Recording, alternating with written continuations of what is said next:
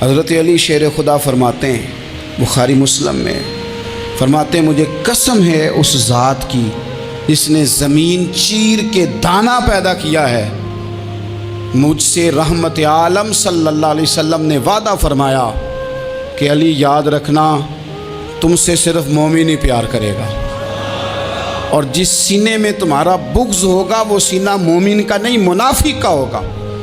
تم سے مومن پیار کریں گے، مومنوں کے دلوں میں کشش ہوگی تمہارے لیے، ان کے سینے کشادہ ہوں گے تمہارے حق میں۔ حضرت مولا علی شیر خدا کی محبت، ان کا نام آئے تو دل ٹھنڈا ہو جائے، آنکھوں میں روشنی آئے، چہرہ روشن ہو جائے، تو معنی یہ ہے کہ ایمان مضبوط ہے دل میں۔ اور اگر بندہ کمزور ہونے لگ جائے، اگر اس کی کیفیات کوئی اور رنگ پیش کریں، تو معنی یہ ہے کہ ایمان سینے میں مضبوط نہیں ہے۔ حضرت علی شیر خدا سے حضور کا جو قربت کا تعلق دیکھیں، کچھ لوگ ایسے ہوتے ہیں کہ جن سے قربت ہوتی ہے، آپ نے کبھی دیکھا ہے ہر بندے سے مل کے بندہ رو نہیں سکتا، ہر بندے کو دیکھ کے رونا آتا نہیں، لیکن کچھ لوگوں سے روح ملتی ہے نا کسی کی، تو ویسے کبھی وہ بندے مل جائیں نا، دل کرتا ہے تینوں سامنے بٹھا لاں، تیرے درد پرانے چھیڑاں۔ کچھ لوگ ایسے ہوتے ہیں جن کے ساتھ حضور تشریف فرما ہیں، حضرت علی شیر خدا کہیں گئے ہوئے ہیں، تو محبوب کیا فرماتے ہیں؟ فرماتے ہیں اللہ اس وقت تک میرے پاس حضرت اسرائیل کو نہ بھیجنا جب تک میں علی سے ملاقات نہ کر لوں۔ دعائیں ہو رہی ہیں کہ میری جب تک ملاقات نہ ہو جائے، میرا جانے کا وقت نہ آئے۔ مشکات میں حدیث موجود ہے۔ تو سرور کائنات علیہ السلام کا جو ان کے ساتھ قربت ہے، حضور کا جو ان سے پیار ہے، حضور نے ہر مہاجر کو ایک انصاری کا بھائی بنایا، انصار کے اندر حضور نے بھائی چارہ قائم فرمایا، اور یہ تاریخ کا وہ والا بھائی چارہ ہے جس کی نہ اس سے پہلے کوئی مثال ہے، نہ قیامت تک دوبارہ کوئی مثال دی جا سکتی ہے۔ بھائی جب سگے بھائی جب شادی شدہ ہو جاتے ہیں نا، تو ان کی اپنی اپنی جیبیں ہو جاتی ہیں، اپنی اپنی گفتگو ہو جاتی ہے۔ 6 ماہ کے بچے کے بارے میں بھی وہ کہنے لگ جاتے ہیں میں نے بچوں کا بھی تو کچھ بنانا ہے نا۔ انہیں بالکل اب وہ چیزیں نظر آنی بند ہو جاتی ہیں جس میں والدین اور بہن بھائی شامل ہوتے ہیں، وہ کہتے ہیں میرے بھی تو بچے ہیں۔ لیکن یہ بھائی چارہ مہاجرین اور انصار کا اتنا زبردست اور معنی خیز ہے، حضور نے بھائی چارہ قائم فرمایا۔ سگے بھائیوں کو وراثت دینا مشکل ہوتا ہے، بڑا کہہ رہا ہوتا ہے کمائی تو میں نے کی تھی، چھوٹا کہہ رہا ہوتا ہے کہ باہر تو پہلے میں گیا تھا، جھگڑے۔ لیکن یہ تاریخ اسلامی کا وہ بھائی چارہ ہے کہ جن میں برادری، قبیلہ، رنگ، نسل، علاقہ ایک نہیں، پر ہزاروں قومیں وجود میں آئیں، دہر میں خشک و تر کے رشتے سے ہم نے بنیاد دوستی رکھی، یاد خیر البشر کے رشتے سے۔ اور اقبال نے جن انداز میں اس مضمون کو بیان کیا ہے وہ انداز ہی نرالا ہے۔ اقبال فرماتے ہیں خاص ہے ترکیب میں قوم رسول ہاشمی، بننے میں کوئی ان کی ترکیب ہی کوئی خاص ہے۔ حضور نے بھائی بھائی بنا دیا۔ اب بھائی جن کو دینی اسلامی مذہبی بھائی بنایا ہے، وہ دوسرے بھائی کے بارے میں کیا ذہن رکھتا ہے؟ وہ کہتا ہے کہ میرے بھائی میرا کاروبار بھی آدھا تیرا، جائیداد بھی آدھی تیری، چونکہ تو میرا بھائی ہے تو تو رسی لے کے پیمائش کر لے، میں اپنا گھر بھی بانٹ کے آدھا تجھے دینا چاہتا ہوں۔ جب اس قدر زیادہ لوگوں کی نظریاتی پختگی ہوئی اور لوگ اس قدر زیادہ مزاج رکھنے لگے، تو پھر ایک خاص قربت کا ماحول وہاں نظر آیا۔ پھر وہ جو مہاجر بن کے آئے تھے اور بہت زیادہ جن لوگوں نے جہاد کیا تھا، جد و جہد کی تھی، گھر بار چھوڑے تھے، پھر ان لوگوں کو زیادہ دشواری نہیں ہوئی، زیادہ آزمائش نہیں ہوئی دل لگانے میں اور مدینے میں رہنے میں، بڑی آسانی سے وہ لوگ وہاں رہنے لگے، اور بڑی جلدی ان کا مدینے سے اور اہل مدینہ سے پیار بڑھ گیا۔ تو میرے عزیز بھائیوں، حضور نے ہر انصاری اور مہاجر کو ایک دوسرے کا بھائی بنا دیا، سب کو بنا دیا۔ حضرت علی رہ گئے، اب یہ تو دونوں مہاجر ہیں، حضور بھی مکہ شریف سے آئے ہیں، حضرت علی بھی، بظاہر تو دونوں مہاجر ہیں، اگرچہ ساری زمین کے مالک رسول پاک ہیں، سب کو بھائی بھائی بنا دیا۔ تو اب ہر بندے کو بھائی مل رہا ہے، اور بھائی بڑے پیارے ہوتے ہیں۔ میں کئی دفعہ کہتا ہوں کہ بھائی بڑے پیارے ہوتے ہیں، کچھ قدورتیں دنیاوی طور پر معاذ اللہ دلوں میں آ جاتی ہیں، لیکن بھائی کا درد جو بھائی محسوس کر سکتا ہے وہ بھی دوسرے کو محسوس نہیں ہوتا۔ تو حضرت علی جب کسی کے بھائی نہیں بنائے گئے تو رو ہی پڑے، اتنے دلیر بندے تھے، پر بھائی کی ضرورت بندہ اتنی محسوس کرتا ہے۔ اس کو بھائی سے لگاؤ اتنا زیادہ ہوتا ہے کہ مولا علی رو پڑے، مشکات میں موجود روئے۔ حضور نے فرمایا کیوں روتے ہو؟ عرض کی حضور آپ نے سب کو ایک دوسرے کا بھائی بنایا ہے، میں رہ ہی گیا ہوں، مجھے کسی کا بھائی نہیں بنایا۔ اب وہ آنسوؤں میں لپٹی ہوئی وہ بات حضرت علی نے عرض کی تو محبوب نے فرمایا علی انت اخی فی الدنیا والآخرہ، فرمایا علی تو میرا بھائی ہے اور نرا دنیا میں نہیں، تو دنیا اور آخرت میں میرا بھائی ہے، تو میرا بھائی ہے دنیا میں بھی اور آخرت میں بھی۔ تو حضرت مولا علی شیر خدا کرم اللہ تعالی وجہہ الکریم کے جو فضائل ہیں، جو ان کے خصائص ہیں، ان کی جو فضیلت کی باتیں، میں نے جیسے کہا کہ انہیں بڑی زیادہ دلچسپی تھی میدان جہاد سے، شوق شہادت ان کا دیدنی تھا۔ ایک موقع پر نبی پاک صلی اللہ تعالیٰ علیہ وسلم نے ارادہ فرمایا کہ حضرت علی کو اپنا نائب بنا کے مدینہ منورہ میں چھوڑ کے جایا جائے۔ محبوب کریم علیہ السلام جب بھی تشریف لے جاتے تھے تو کسی ایک کو نائب بنا کر مدینہ منورہ میں چھوڑ جاتے۔ حضرت عبداللہ ابن مختوم رضی اللہ تعالیٰ عنہ کو بھی ایک دفعہ حضور چھوڑ کے گئے، تو ایک جنگ کے موقع پر محبوب نے حضرت علی شیر خدا سے کہا کہ آپ کو میں اپنا نائب بنا کے یہاں چھوڑ کے جاتا ہوں۔ یہاں لوگ جان چھڑاتے ہیں، کام کا جب وقت آتا ہے، میدان میں نکلنے کا وقت آتا ہے تو جان چھڑاتے ہیں، اور وہ کہتے ہیں کہ باقی سارے کام لے لو، جب وقت مشکل آئے تو پھر ہمیں کام نہ بتاؤ۔ اب مشکل وقت ہے، جہاد میں جانا ہے۔ حضرت مولا علی شیر خدا کرم اللہ تعالی وجہہ الکریم کو حضور نے فرمایا کہ اس دفعہ میرا ارادہ بنا ہے کہ تمہیں چھوڑ کے جاؤں۔ تو حضرت علی کو چھوڑ کے جایا جا رہا ہے، ان کو مدینے میں رہنا ہے، میدان میں نہیں جانا۔ عام آدمی کتنا پسند کرتا ہے کہ میں آرام سے رہوں گا، لیکن حضرت علی کو اتنا شوق تھا میدان جہاد کا، اتنی تڑپ تھی ان کے دل کے اندر کہ عرض کرنے لگے یا رسول اللہ صلی اللہ تعالیٰ علیہ وسلم، رو پڑے، کہنے لگے حضور ساری دنیا میدان میں جہاد کرے گی اور میں یہاں عورتوں اور بچوں کے پاس رہوں گا، میں یہاں عورتوں اور بچوں کے بیچ وقت گزاروں، حضور مجھے لے کے جائیں۔ تو وہاں بھی حضور نے محبت کی بات سمجھائی، فرمایا علی جب حضرت موسیٰ کوہ طور پہ گئے تھے تو اپنے بھائی جناب ہارون کو چھوڑ گئے تھے، تو تم بھی تو میرے لیے اسی طرح ہونا جس طرح موسیٰ کے لیے ہارون تھے، لیکن فرمایا یہ یاد رکھنا میرے بعد نبی کوئی نہیں، حضرت موسیٰ بھی نبی ہیں اور جناب ہارون بھی نبی ہیں علیہم السلام، لیکن وہ انہیں چھوڑ کے گئے تھے، میں تمہیں چھوڑ کے جا رہا ہوں۔ کہ ایک بات اپنے ذہن کے اندر بٹھانا کہ میرے بعد کوئی نبی نہیں آئے گا۔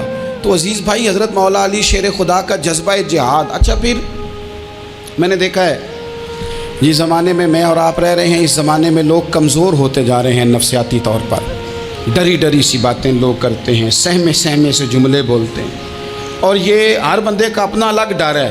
دانشوروں نے لکھا ہے کہ غریب آدمی کا ڈر تھوڑا ہوتا ہے اور جو اونچے عہدے پہ چلا جائے اس کا ڈر، یعنی زیادہ ہاتھ اپوزیشن کے نہیں بندے ہوتے، حکومت کے بندے ہوئے ہوتے ہیں۔ لوگوں کو ساتھ لے کے اپوزیشن نے نہیں چلنا ہوتا، حکومت نے چلنا ہوتا ہے۔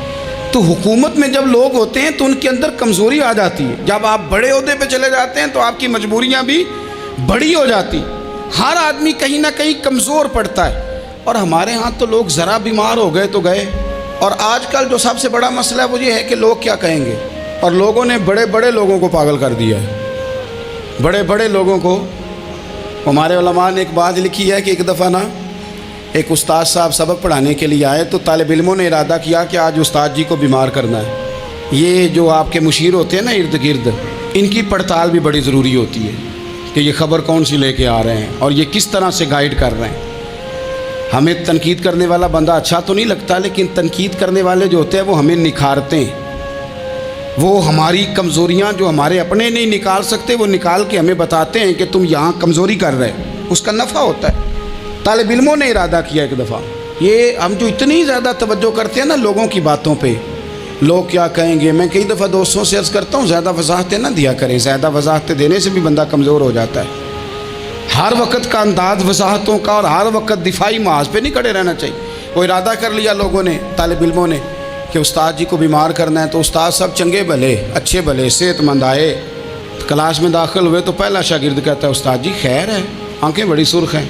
میں چل دوڑ جا بیوقوف آدمی، بالکل ٹھیک ہوں، چل کلاس میں بیٹھ۔ چل تھوڑا سا آگے گئے تو دوسرا شاگرد، انہوں نے اب 10-15 نے ارادہ کیا ہوا تھا، دوسرا کہنے لگا خیریت ہے، بڑے کمزور کمزور لگ رہے ہیں۔ اس نے کہا میں بالکل ٹھیک ہوں، کمزور کا چل دوڑ جا اپنا کام کر۔ وہ تیسرے کے پاس گئے تو کہنے لگا استاد صاحب خیر ہے، آپ کے تو مجھے ہاتھ بھی کانپتے دکھائی دے رہے ہیں۔ اس نے کہا اچھا واقعی؟ اب چوتھے نے بھی یہی بات کی، پانچویں نے یہی بات کی، تو آدھا گھنٹہ گزرا تو استاد جی کو سچ مچ بخار چڑھ گیا، تو چھٹی پہ چلے گئے۔ کیوں؟ باتوں پہ توجہ ہے نا، لوگوں کے سامنے ہم لوگوں کی باتوں کے مطابق اپنے معاملات کو ترتیب دیتے ہیں نا۔ کچھ لوگ سوشل میڈیا دیکھ کے نظریہ قائم کرتے ہیں، کچھ ہوا دیکھ کے نظریہ قائم کرتے ہیں۔ وہ قائد اعظم محمد علی جناح کی ایک بات نہیں بھولتی کہ انہوں نے کہا تھا، ہندو لیڈر جو تھا جس کو لوگ گاندھی کہتے تھے، اس سے کہا تھا تیری اور میری سیاست میں فرق ہے، تو لوگوں کا رجحان دیکھ کے فیصلہ کرتا ہے، اور میں قائد اعظم کہنے لگے میں فیصلہ کر کے لوگوں کا رجحان ادھر کر دیا کرتا ہوں۔ یہ کمال ہوتا ہے کسی شخص کا کہ اس کا اپنا نظریہ غالب آئے، بجائے اس کے کہ وہ دیکھے آج کل لوگ کیا کہہ رہے ہیں تو لہذا میں اس طرح کا ڈھل جاؤں۔ لوگ تو ایک وقت کے لیے کچھ کہتے ہیں، پھر اگلے 4 گھنٹوں میں کچھ اور کہتے ہیں۔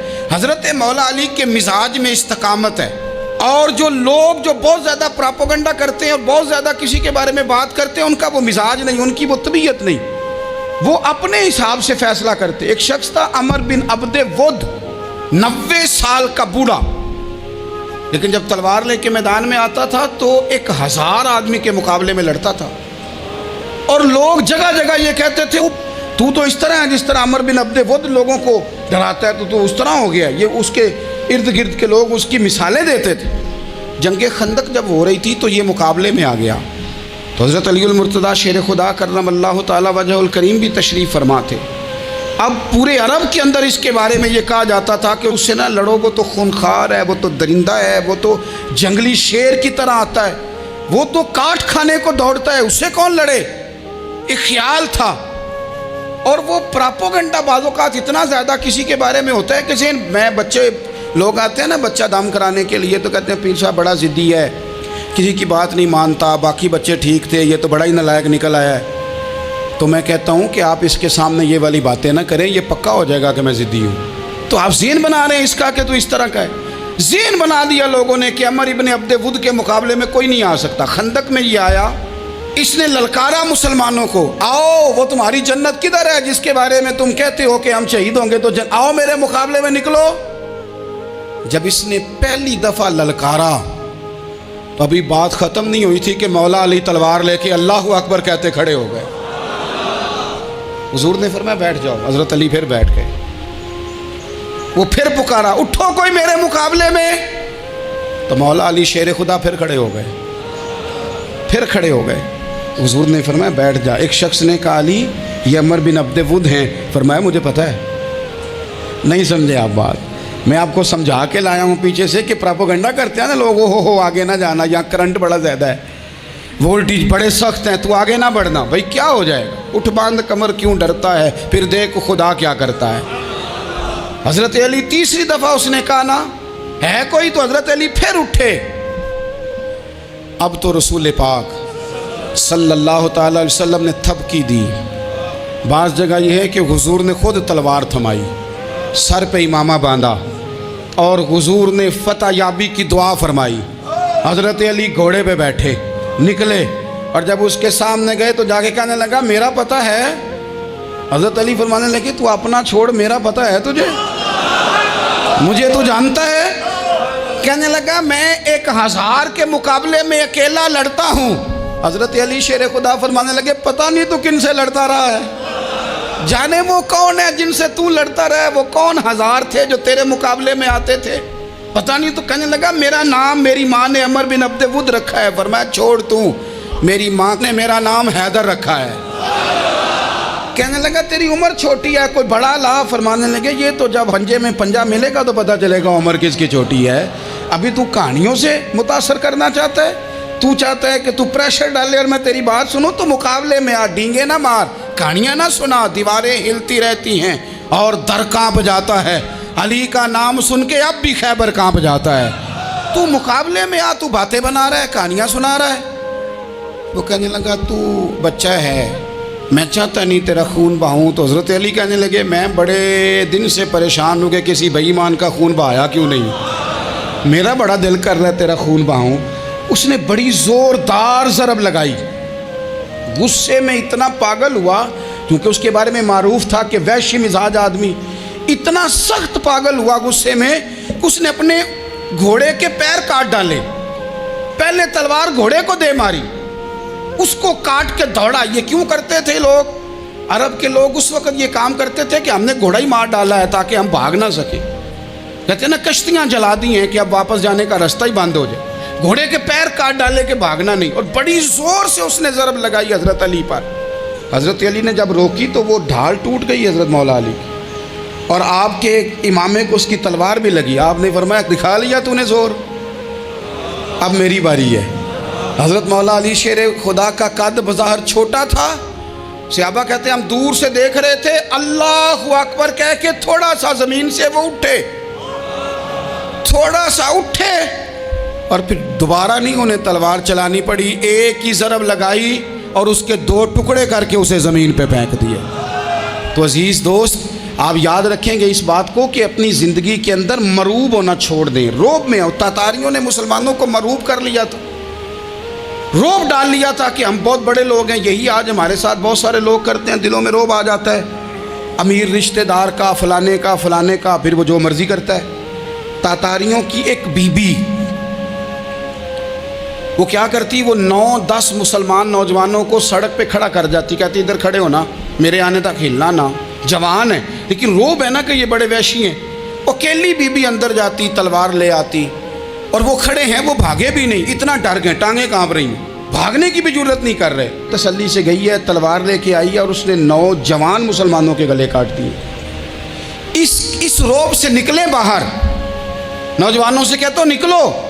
اور جن لوگوں نے دنیا میں انقلاب برپا کیا وہ غریب گھروں کے تھے، وہ لوگ تھے کہ جو بظاہر کسی بڑے قبیلے سے نہیں تھے۔ آپ محنت کریں، تعلیم حاصل کریں، جد و جہد کریں، مشقت کریں، اپنی زندگی میں کچھ مقاصد کے حصول کے لیے آگے بڑھیں۔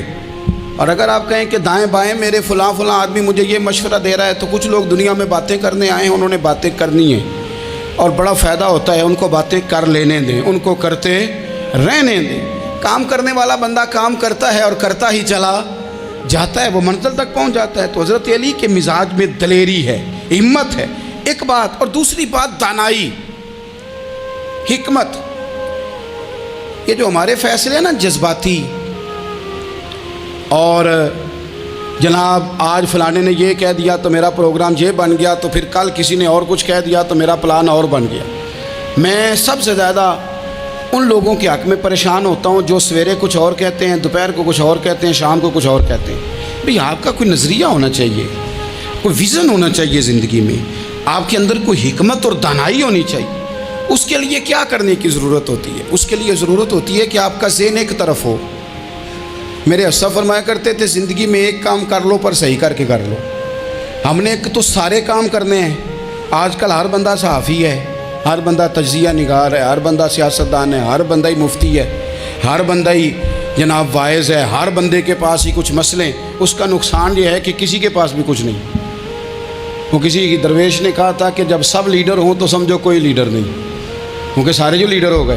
میرے عزیز، ایک طرف ذہن کو رکھیں اور اپنے اس کام میں کمال پیدا کریں۔ حضرت مولا علی شیر خدا کو اللہ نے حکمت دی تھی۔ نبی پاک صلی اللہ تعالی وسلم کے صحابی حضرت عبداللہ ابن مسعود رضی اللہ تعالیٰ عنہ فرماتے ہیں، امام ابو نعیم نے لکھا ہے کہ حضرت عبداللہ ابن مسعود فرماتے ہیں نبی پاک صلی اللہ علیہ وسلم نے فرمایا اگر حکمت کے 10 حصے کیے جائیں نا، دانائی کے 10 حصے کیے جائیں، تو اس میں سے 9 حصے اللہ تعالیٰ نے حضرت علی کو عطا فرمائے ہیں، اور ایک حصہ باقی لوگوں کو ملا ہے۔ دانا تھے، معاملہ فہم تھے۔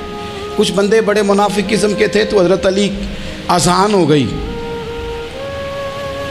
تو وہ حضرت مولا علی شیر خدا کے پاس آ گئے، اذان ہو گئی، حضرت علی نے جماعت کرانی۔ ان کا خیال تھا کہ آج ہم نے جماعت لیٹ کرانی ہے کسی طریقے سے۔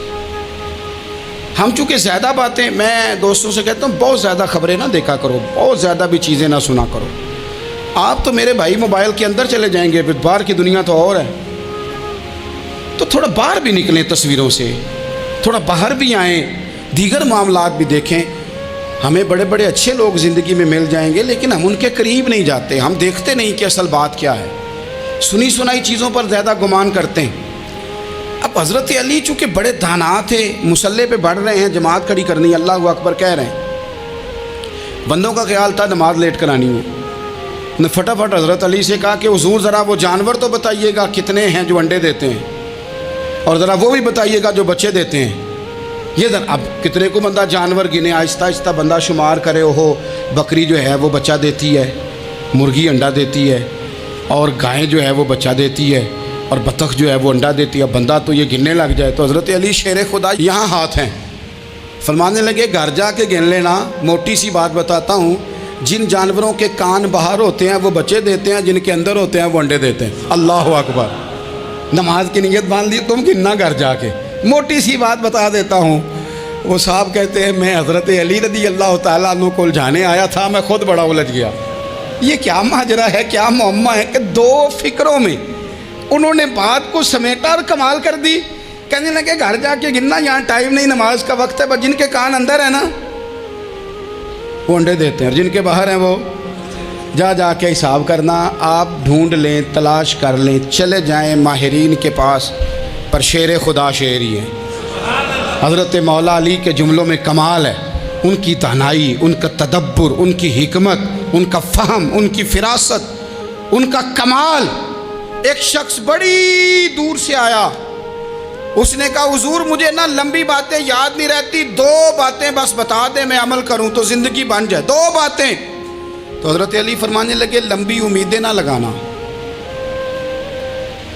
لمبی امیدیں نہ لگانا، موت کا پتہ نہیں کب آ جائے گی۔ منصوبہ بندی ضرور کرنا آنے والی نسلوں کے لیے، اپنی ذات کے لیے لمبی امیدیں نہ باندھنا، یہ بھی کر لوں گا، یہ بھی کر لوں گا۔ ہم ریٹائر نہیں ہوتے زندگی بھر، پلان پہ پلان، پلان پہ پلان۔ تو اگر ہم پلان کر رہے ہوتے ہیں تو جو ہمارے نیچے ہوتے ہیں وہ ہمیں ریٹائر کرنے کا پلان کر رہے ہوتے ہیں۔ اولادیں تک والدین کو کمزور کرنے کے در پہ ہوتی ہیں کہ اب یہ ہٹے تو ہماری باری آئے۔ حضرت علی فرمانے لگے دو کام، ایک تو لمبی امید نہ باندھنا، اور دوسرا فرمایا اپنے نفس کی خواہش کی پیروی سے بچنا۔ دنیا میں رسوا وہ لوگ ہو جاتے ہیں جو اپنے نفس کی خواہش کی پیروی کرتے ہیں، وہ بزدل ہو جاتے ہیں جو خواہشات نفسانی کے پیچھے بھاگتے ہیں۔ یہ کام نہ کرنا، تو دانائی اللہ تعالیٰ نے انہیں دی۔